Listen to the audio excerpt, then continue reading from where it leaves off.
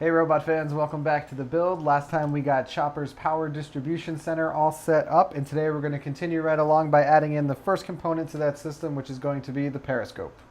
Okay, let's start with some changes that were made since the last video. I got some feedback telling me that powering the NeoPixels from an Arduino was not a good idea, and I should have a dedicated 5-volt power source. So in keeping with that, I installed another voltage regulator right behind my 9-volt, and I have that running to the 5-volt rail now. So this comes right off of the 12 volts. There's a wire that carries around to this step down here, and then that goes to the 5 volts there.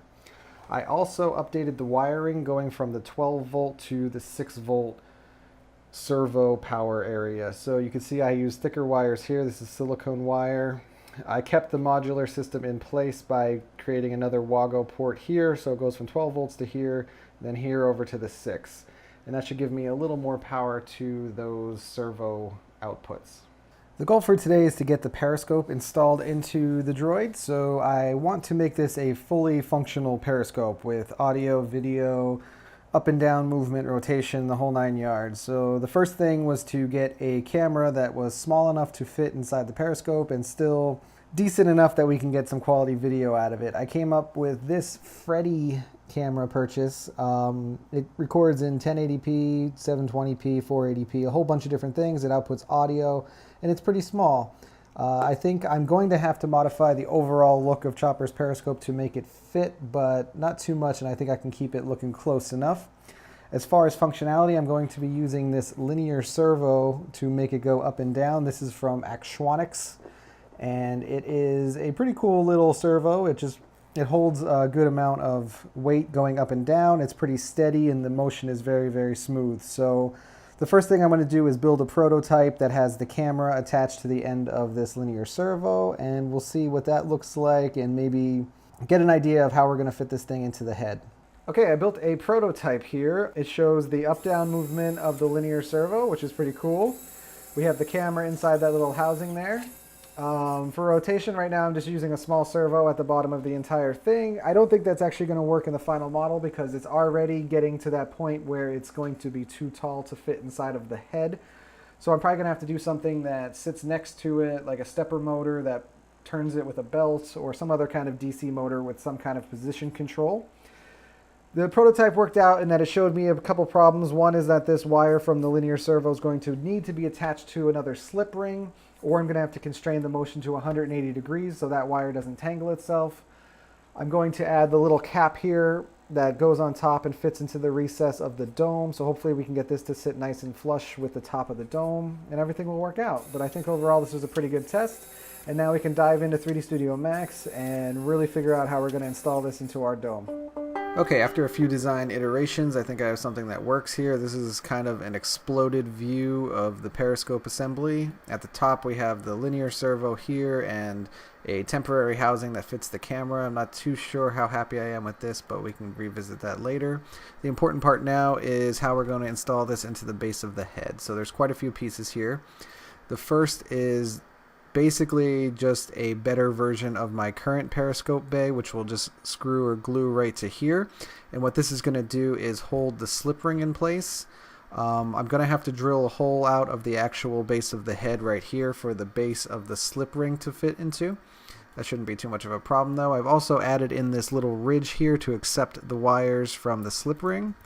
Then the slip ring is going to fit into that new periscope bay base.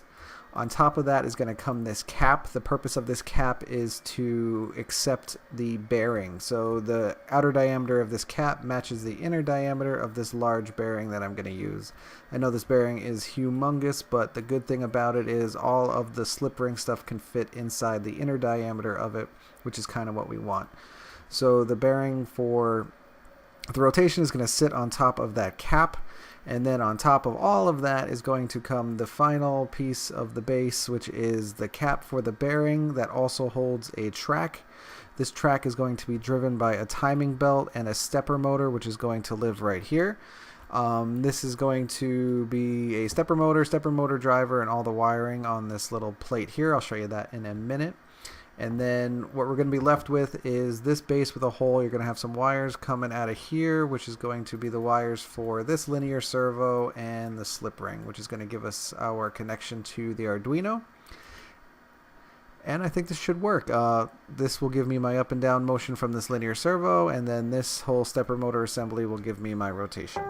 Okay, I drilled out the hole in the bottom of that periscope bay, and I installed the first piece here, which holds the slip ring. If we do just a quick installation, you'll see that the slip ring goes into here, and it gives me access to the wires through that little ridge. This stays stationary while the top part here can spin. This is going to give us the rotation of our linear servo. If we look at this from the bottom, you can see that everything is still flush at the bottom, which is what we want. Next, on top of that, we are going to put this little cap, which screws into the base of the slip ring, and this will hug the inner diameter of the large bearing. The bearing is actually installed into the cap already, and the cap has the gear, and it has the linear servo coming out of the top. And out of the bottom here, you can see the wires, which are going to plug into the top of the slip ring. So I'm going to get this all installed, and then we are going to attach the other half of the mechanism, which is this. This is my stepper motor module.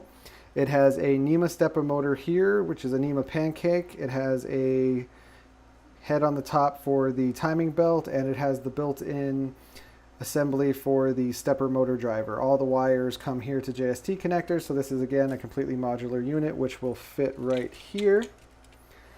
And then the belt, which I actually for the first time ever 3D printed my own timing belt of the perfect size.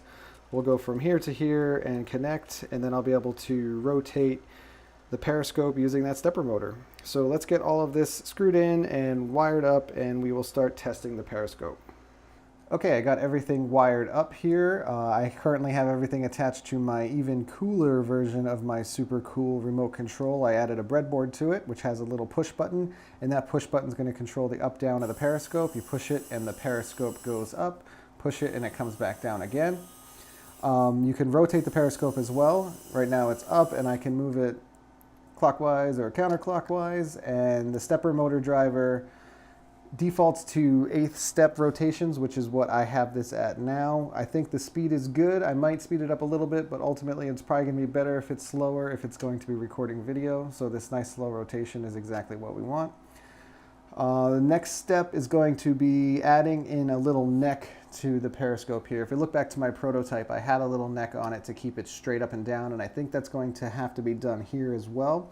The tension from this belt is kind of pulling it inward, and since it has to go straight up and down to fit through the hole in the top, I'm going to probably install something along the base here that'll hold it nice and tight so that it stays straight. In addition to that, I'm also going to start doing everything via I2C. Right now I'm controlling this locally through the Uno, but ultimately this is all going to be I2C, so might as well get that going as well.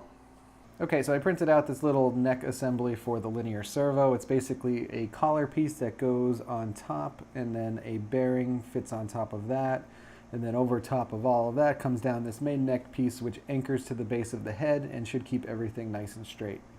And on the programming side of things, I made a pretty good step forward. The Uno here is what is controlling the periscope linear servo and the stepper motor that's turning it. In the last step, I had all of this input data going straight into the Uno, but now I have all the input going into the Mega, and the Mega is transferring all of that input data to the Uno over I2C. So we now have I2C connection controlling the periscope up and down with the push button and controlling the rotation with the joystick. So the code for the Uno is all set up now. This code that's transmitting all the input data will eventually be on the Arduino Mega that's in the body, but now I can rest easy with all this I2C coding done for at least the periscope.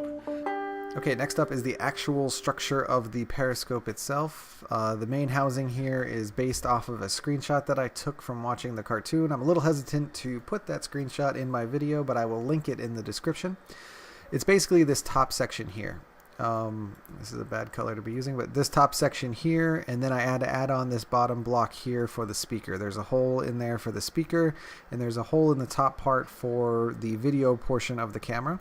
I also have three recesses in the main body here. One is for this screw. This is an M8 by 8 screw with a hex top. You can see I have a recess here that this fits into nicely, which leaves us with about 6 millimeters of M8 threading coming out of the bottom, and that is exactly what is at the top of the linear servo. It accepts an M8 thread for about 6 millimeters, so that should screw nicely right into the top of the linear servo. The big recess here is for the camera. Obviously the camera will slip in there, and then on top of all of that comes the cap, and the cap has this little dongle here that'll fit into this recess to hold it nice and secure, and the top of this cap also fills in the rest of that circle to give us our nice cutout for the video portion of the camera. So the camera sits here, cap goes on. The cap is also removable so that we can access the camera's SD card and charge the camera as needed, but is sturdy enough with a push fit that it won't come off while it's being used. And then it just screws into the top of that linear servo and we're set to go. Okay, as advertised, I printed out those two pieces. The 8 millimeter screw fits nicely into its little recess, giving me this little threaded portion at the bottom. The camera slides right into the main housing, and the cap goes on top to give us a nice secure fit. Then this whole assembly will screw onto the top of the linear servo, and we are ready to roll. Okay, with everything installed here, we could test out the camera. So we do a periscope up, and we can rotate it around. Maybe we could even add a little Chopper Vision deco to it, where it's like identifying creator, extend head arms for a warm handshake type deal. I think this is good. I like the fisheye look of the camera. I have it on super low quality right now, but I can always turn that up. But yeah, I think this is going to work out pretty well. Alright, I think that's going to do it for this video. Next time we're going to start building out the back of the head so that we can install the doors for the arms. So stay tuned for that. In the meantime, check out some of my other projects, and I'll see you next time.